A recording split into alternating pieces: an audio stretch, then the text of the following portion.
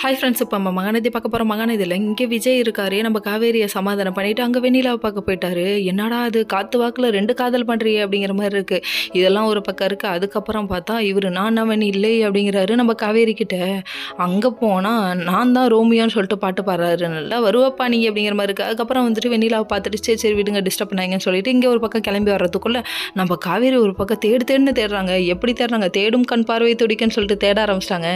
அதுக்கப்புறம் இங்கே வந்து பக்கத்தாத்து மாமி கிட்ட கேட்க அந்த மாமி என்ன சொல்கிறாங்கன்னா, அவள் பொண்டாட்டி ராங்கிக்காரி போல, என்னை பற்றி என்கிட்டயே சொல்கிறியாடா அப்படிங்கிற மாதிரி இருக்க. சொல்லு என்ன சொல்கிறேன்னு நான் கேட்குறேன்னு சொல்லிட்டு கேட்டுட்டு இருக்காங்க.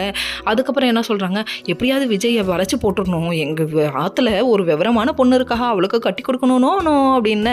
என்ன நோவா அடிப்பாவி கிளவி, இப்படி வேலையை பார்க்குறியே அப்படிங்கிற மாதிரி ஆச்சு இவங்களோட ரியாக்ஷன். அவங்க பொண்டாட்டி ரொம்ப பொல்லாதவ டெரரானவன், இவங்களை பற்றி இவங்களே 4-5 விட்டு எக்ஸ்ட்ரா போட்டு விட்டுட்டு இருக்க டைமில் நம்ம விஜய் வந்துட்டார். ஐயோ ராங் டைமில் என்ட்ரி ஆகிட்டோமே அப்படிங்கிற மாதிரி ஆச்சு. இங்கே வந்துட்டு நம்ம காவேரியை வெறுப்பேற்றணுங்கிறதுக்காக தம்பி ஒரு வேலை பார்க்குறாப்புல. என்ன வேலைன்னு பார்க்குறீங்களா?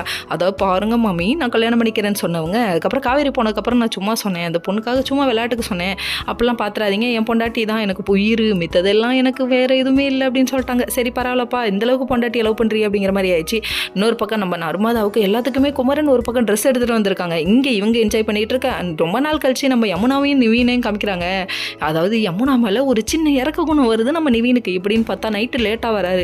இப்போ தான் வந்தீங்களான்னு சொல்லிட்டு அவங்க சாப்பிட போகிறாங்க. எனக்காக இவ்வளோ நேரம் சாப்பிடாம இருந்துட்டாலேன்னு சொல்லிட்டு, இதுதான் ஆண்களோட வீக்னஸ் பாயிண்ட்டு, இவ்வளோ நேரம் சாப்பிடாம இருந்துட்டாலேன்னு சொல்லிட்டு ஒரு இறக்க குணம் வர.